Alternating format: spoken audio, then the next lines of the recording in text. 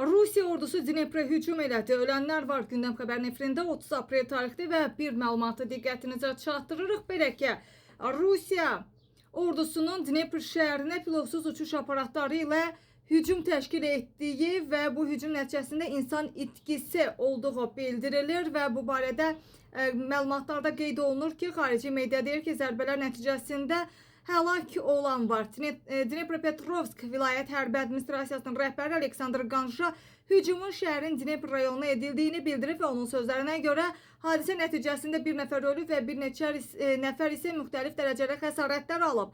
Yaralılar arasında vəziyyəti ağır olan 65 yaşlı kişi, həmçinin orta ağır vəziyyətdə olan 43 və 54 yaşlı qadınlar var. Daha bir 59 yaşlı kişiyə isə hadisə yerində tibbi yardım göstərilib və hücum nəticəsində ərazidəki mağaza və yaxınlıqda dayanan avtomobillər alova bürünüb və hazırda xəsarət alanlarla bağlı məlumatların isə dəqiqləşdirildiyi bildirilir.